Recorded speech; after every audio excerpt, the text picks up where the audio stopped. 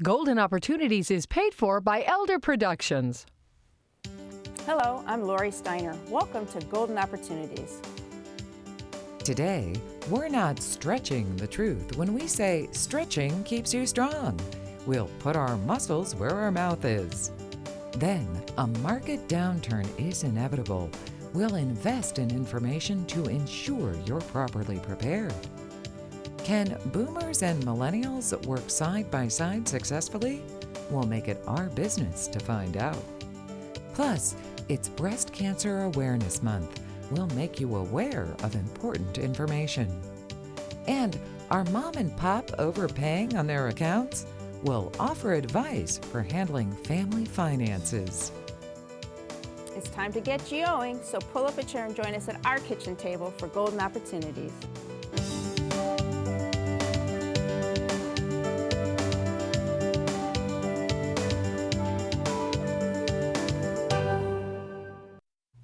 We're here in the Metro Health studio with a question that can get your back up. How's your posture? I bet it's not perfect. I know mine's not. And I also bet you stood just a little straighter when I asked that question. Eric Shadrack is here with stretches that will help you control your poor posture. Eric is a physical therapist with Metro Health. So welcome to the show. Thank you. So what does stretching have to do with your posture? Quite a bit, actually. There's a lot of activities throughout our day that takes us forward, bends us down. Driving in the car, sitting at the computer, looking down at our phones. And not only do our muscles on our backside get weak, but on the front side they start to shorten and get tight.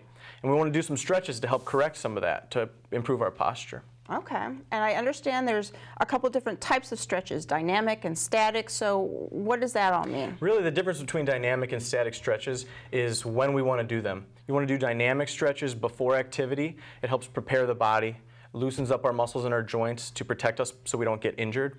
And static stretching is better for after activity, after a work day, to cool down our muscles and to lengthen them back out. Okay, and you've got some exercises to teach us. That's here. right. Dynamic and static. So any of these stretches can be done in a dynamic or static fashion. It just matters if we're going in and out of the stretch or holding the stretch for a prolonged period, 20 or 30 seconds. Okay. And the first one is for our chest muscles, okay? So what you want to do is find a doorway at home so you can put your arms up on the doorway. So we got our fake doorways right here. And then you're going to step straight through that doorway and allow your chest to be stretched back. So you should feel a big stretch right across here. We want to make sure we protect our neck when we're doing that too, so your head's up nice and tall and you're not slouching forward, so we're not creating an issue for your neck. Okay, so we can repeat it or we can hold it. Right, in and out or a long hold. Okay. And then there's some other stretches that are good for the legs after you have a prolonged period of sitting or bending forward. The muscles in the back of the leg tend to get short. So we want to stretch out our hamstrings, okay? So you can do this sitting, you can do it in the stairwell, but right now we're just going to do it straight in front, putting a heel out, keeping that knee straight, okay? Then you want to bend forward at the waist, keeping your back straight to feel that nice big stretch for your hamstring. Same thing, you can go in and out of that stretch or a prolonged hold. Another good one is for the front of the hip. That's another area that shortens. We want to take a big step forward for this one, okay? And then bend that front knee and you should feel a big stretch in the front of that left thigh for what we're doing. And then you can switch to the other side as well. So is there anything else that you can show us here quickly? That last stretch we just did is actually a good 2-for-1. If you take that big step forward and you're doing that lunge and you don't feel much stretch in the front of your hip, if you go far enough, you're going to feel a nice big stretch for the back of your lower leg to stretch your calf, which gets those muscles that pass by your ankle, and that's another good way to do that one. All right. Great information here for us today. And if you're like most people, your posture probably needs some pampering. So try something new. Stake out some time to stretch. You'll find what Metro Health says is true. Change is healthy. My thanks to Eric for stopping by with these stretches for us today. Thanks for having me. To learn more, call Metro Health at 216-778-7800 or log on to www.metrohealth.org. Next, what goes up must come down. But first, while in office, one of our past presidents was stopped on the streets of D.C. for surpassing the speed limit. The police didn't horse around. They hailed our chief by giving him a ticket. So which of our leaders lived in the fast lane? We'll write up the answer in a moment. Let's all wake up to better health. Breathe it in, and let it all out. Find a partner, an ally, a Metro Health doctor who will listen as long as it takes, so you can celebrate every day by living it your way. Get your physical, checkup, regular screening at Metro Health, and wake up every day to better health. Change is healthy. Ulysses S. Grant was a leader with a need for speed. Only a day after being warned about his fast pace with his horse and buggy, President Grant was granted a ticket for his second speeding situation. This time, a simple $5 fine took care of his crime. The saying, "what goes up must come down," seems to particularly apply to the stock market. But how do you determine when a downturn is due? Jim Lineweaver is here with a forecast for the financial future. Jim is a certified financial planner professional with the Lineweaver Financial Group. So welcome back to the show. Thanks for having me. So do you think we're due for a downturn? Well, we could be, but it's not as easy as maybe predicting the weather because it's a little shorter in duration, but things in the stock market are unpredictable. And what we've seen since 2008, the recession back then, is that the market's up over 200%. And so we're getting to one of the longest bull run markets in our history. There's only 3 or 4 like this. And you're starting to see some things kind of go sideways, and there's some leading indicators that might just tell people to be a little cautious with their money right now. Okay, and such as? Well, one of those leading indicators is where people are kind of spending their money. So a couple months back, a lot of analysts downgraded the restaurant industry. And it was pretty much across the board. There's a couple exceptions, but you know, when you start to see a large category like that of where people are spending their money and they're starting to see some revenue and not as much attendance, it's just raising a warning flag to say, hey, is there something else really going on here? So nothing to panic yet, but there are some signs out there that say there may be a little caution out there. Now here in Cleveland, we've had a lot of new restaurants, and so everyone wants to go see those, right? Yeah, and all of a sudden, hey, it's where everybody's at, everything's got to be good. Right. Well, you might not be seeing some of those other restaurants that may have a little less attendance because of that. So overall, though, just raising a red flag. Okay, so what do we do? Well, what you really want to do is you want to make sure, like I said before, you don't panic. There was a recent study by Dalbar that looked at back over the last 20 years, and it's looked at investors' behavior. And it said basically the overall stock market measured by the S&P 500 had actually been up 9.85% on an annualized basis. But the average investor through a mutual fund returns were only 5.19%.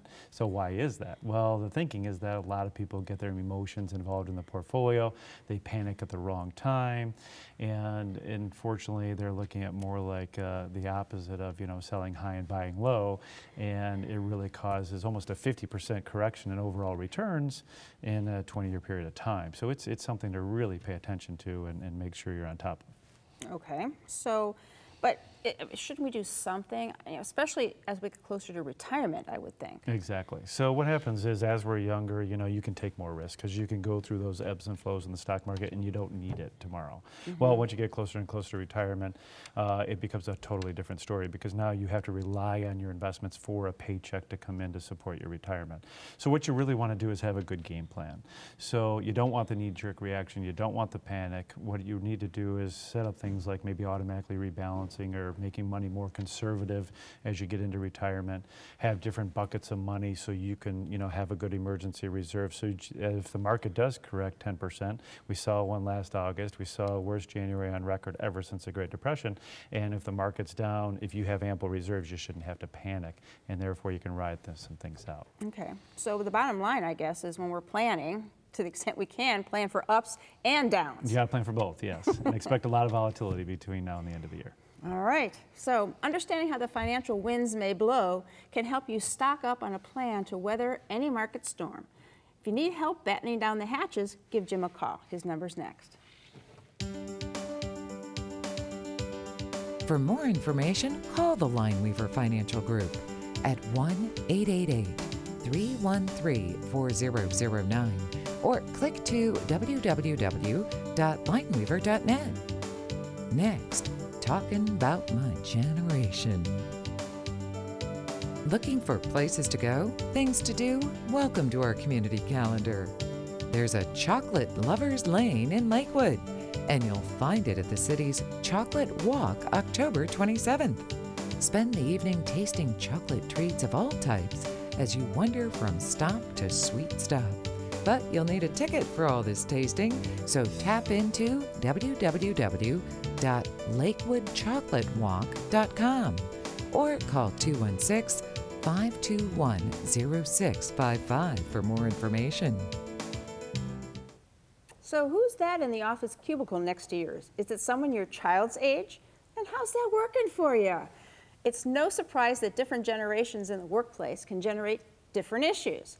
Deborah Easton is here with help. Deborah is a communication skills consultant and owner of Easton Consulting. She is also a facilitator with Kent State University's Center for Corporate and Professional Development. So welcome to the show.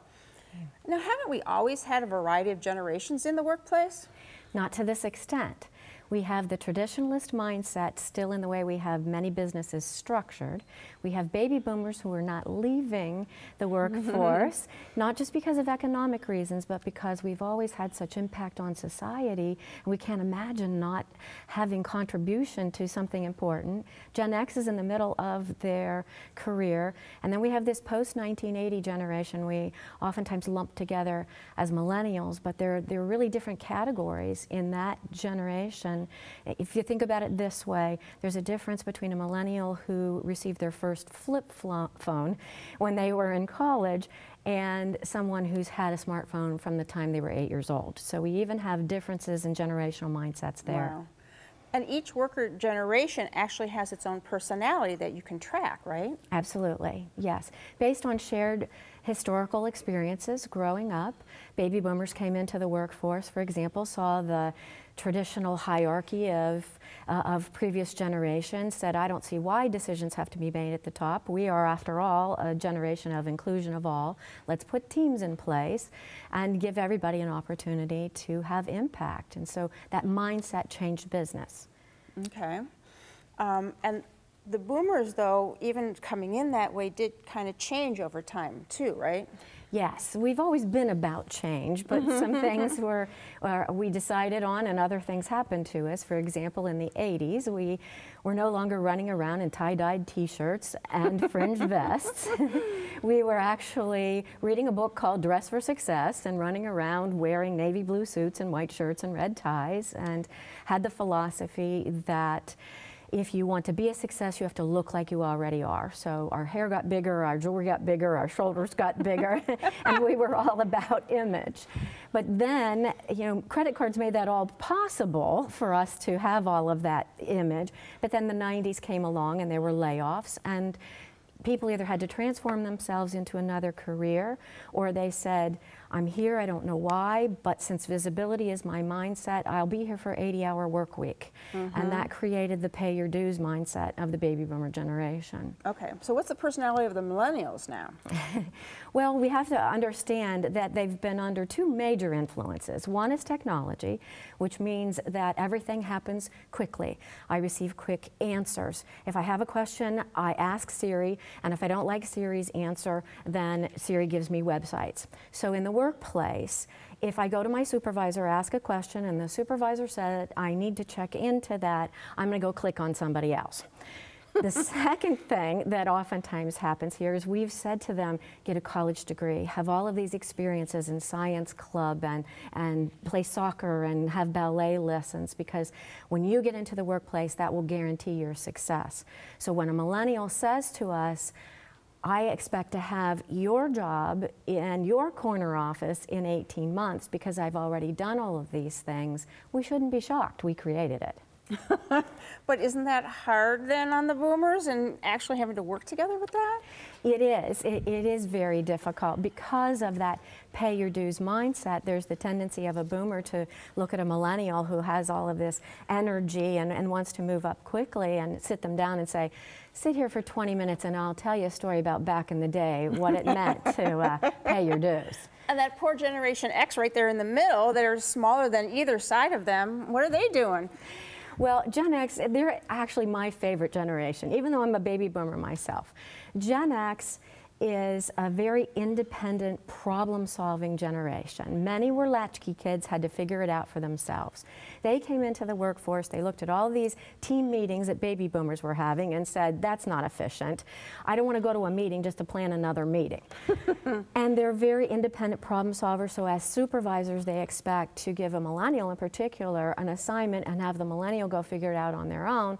But when the millennial comes back in 2 minutes and asks a question, that causes some major frustration for Generation X. So they feel sandwiched between two similar generations. Wow, I wish we had more time because this is fascinating. But there are always going to be older and younger employees working together. As Deborah pointed out, understanding each other is the first step towards a successful business environment. Want to learn more? Use the information that's coming up next. My thanks to Deborah for working with us here today. Thank you. Learn more by calling Easton Consulting at 330-678-0306 or send an email to decomskil@aol.com. Up next, beating breast cancer. It's time to get up and go, an exercise segment on golden opportunities. Hello everybody, it's Mike Carbon from Breakout Fitness, and we are here today to show you not only how to work your important shoulder muscles, but also the triceps in the back of the arm. Every woman wants to work that area. You ready to do it? I was born ready. All right, let's do it. We got our bands here. We're gonna start with the bands under our backside, because we wanna be seated on the band just to make sure they stay in place. What we're gonna do from here is we're gonna start with our hands at about a 45-degree angle and our palms just above our shoulders. We're simply gonna press that band up above the head, just about touch, and bring them back down to the starting position, okay? We're looking for 12 to 15 repetitions, slow and controlled movement, and also please do not rock back and forth, maintain that good posture. How you feeling, Lori? Oh, taller already. Taller already, all right, yeah. That's good. You got some strong shoulders there, everybody. Okay, 12 to 15, make sure you're breathing. And now it's your turn to get up and go. For your copy of the exercise booklet, send $1 for postage to Golden Opportunities, 6105 Parkland Boulevard, Suite 140, Mayfield Heights, Ohio, 44124. There's a sisterhood among survivors of breast cancer. To celebrate that bond, as well as to bring awareness to the fight against this disease, each year Medical Mutual of Ohio presents a breast cancer survivor awareness brunch. But this year they're doing even more. Here to update us is Deborah Green, Vice President, Social Responsibility and Chief Diversity Officer for Medical Mutual, as well as a breast cancer survivor herself. Hi, Lori. Hi, welcome back to the show. Thank you. Now, you and Medical Mutual are involved in so many community support programs, like the Outstanding Senior Awards, the Habitat for Humanity, scholarship programs, but obviously this one is really personal for you. Yeah, it's as you said, I am a breast cancer survivor, and 20 plus years ago, after my diagnosis, I became the unofficial spokesperson there at the company regarding breast cancer. And the company was very supportive in that we started to do programming there to educate employees, but also to recognize and to honor those that were survivors. And it started as a small group there in our executive dining room, and then over the years it grew to the point where now we do 3 luncheons each year, one in Cleveland, Columbus, and Toledo, and we usually have a waiting list for people to attend. Oh, that's great. And it's not just the survivors who attend, right? Right. You know, it's important that caregivers come, supporters, physicians, and it's an event that we provide lunch and refreshments and fun, but we also include a period where we can think about those that we've lost, but celebrate those that are still alive. And we incorporate the whole fun with the hats, which is why we call it Hatitude. And we encourage participants to wear their best hats. There's a best hat contest. Your own Russ Mitchell serves as a participant there.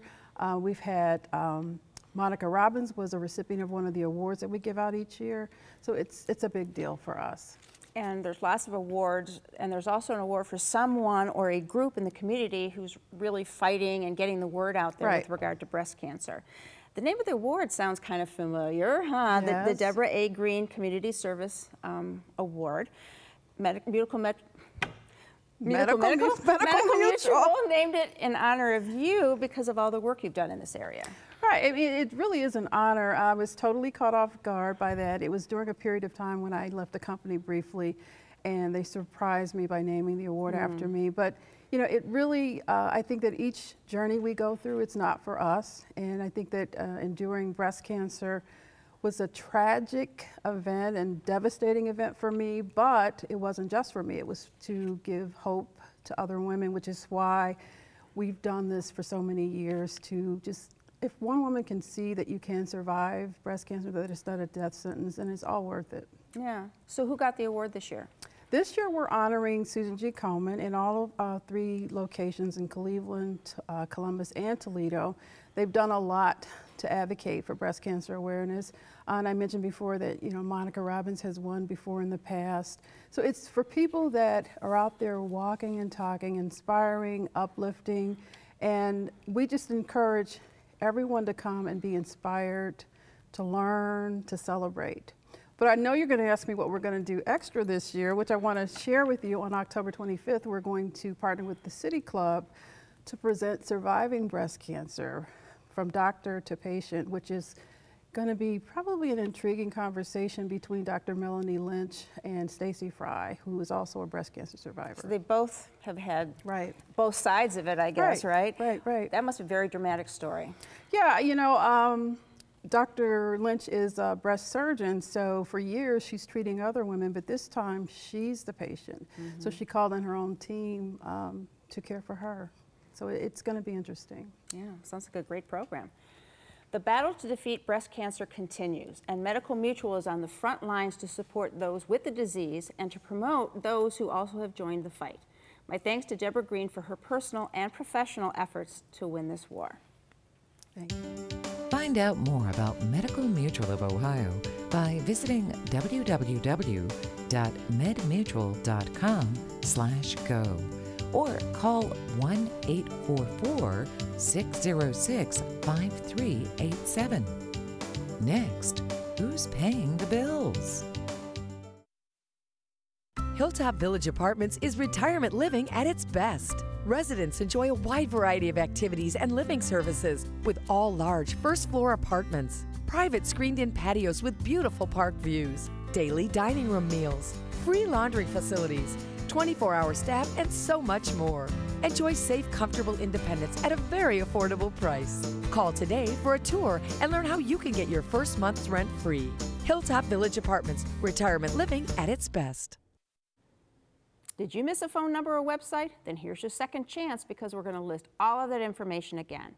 Then we'll be back with a list of records that should not be recycled.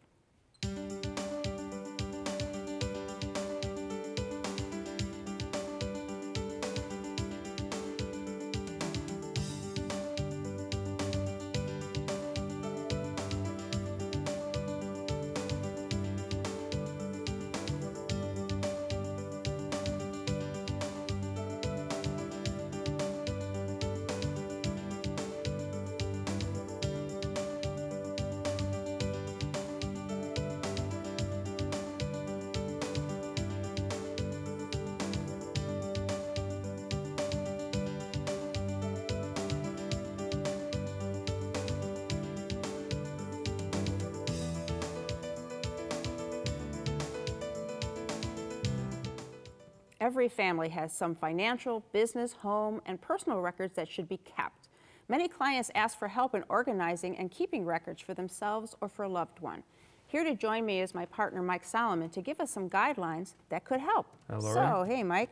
So let's discuss first what to keep with regard to financial titles and statements for your assets. Okay, so for example, if you have a car, you're going to have a car title. Keep that. Hold on to that forever as long as you own the car. You get bank statements, maybe still, and checks. You still get checks. You'll keep those, somewhere between 5 to 7 years. Hold on to those. If you have any debts, you owe people with a promissory note, like a mortgage on your house or contracts that you're obligated, keep those and keep some proof, if you can, of what payments you've made, so if there's ever a dispute about it, you have some records to show that. And if you have life insurance policies or any type of insurance policies, obviously keep those until you need them. Until you need them, that's right.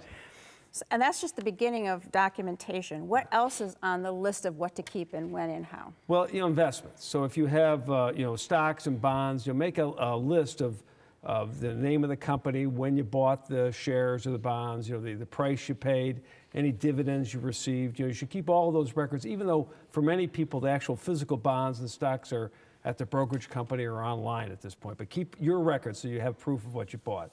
You know, there are other things. If you own a home, keep a copy of the deed. The original was filed with a copy. You should get an original back. Keep that. Keep copies of your mortgage and any other proofs of ownership. And if you're making payments on these, try to keep those records too. If you buy stuff, everyone buys stuff. Keep the sales receipts until you decided, I'm never returning this thing. And so keep all of that. Savings bonds, those are big. A lot of people have savings bonds. If you keep those in a strong box or a lock box separately, somewhere else, have a list of what you bought, when you bought it, the serial number. So if they ever get lost, you have some proof. And tax returns, right? Keep those, somewhere around 5 to 7 years. Keep your records and everything that you use to prepare that tax return. So if something pops up, you have some records on that. How about personal and legal documents? What do we need to save? Well, your birth certificate, Social Security card, if you have that. Any marriage or divorce records, keep that stuff forever. Military records, you should keep that sort of thing. And then your documents, your legal documents like wills and trusts, powers of attorney, keep those somewhere accessible, but safe. If you put them in a bank, for example, you can't get to them over the weekend, the power of attorney for health and finances, you might need it. So keep those safe, but somewhere they're accessible. All right, this has been a great list, a great help to our viewers, I think. Taking the steps to organize your senior or disabled loved one's papers will save you valuable time when the time comes that you need to be the sole caregiver, or you need to pass on that responsibility to another person. You should also take the time to organize yourself too, just in case. For more information, check out this month's Aging Answers supplement to Northeast Ohio Parent Magazine, which is free in many locations. Or you can always call Mike at the number that's next. Call Solomon, Steiner, and Peck at 1-888-236-5173 for more information or to schedule a speaker for your organization. Or log on to www.ssnplaw.com. Thanks for joining us. On next week's show, AARP and the VA will spell out why partnership is so important. Then, do you have treasures or trash? We'll apprise you about appraisals. Your treats could trick your teeth. We'll caution you about dental decay caused by candy. Plus, we'll work on your well-being, and there are monstrous changes to Medicaid. We'll alert you to these alarming alterations. But until then, please remember to make the most of your golden opportunities. If you'd like to join our kitchen conversation, visit our website, www.goldenopportunities.tv. Like us on Facebook. Call us at 440-742-GO-TV or email us at kitchen@goldenopportunities.tv. We'd love to hear from you.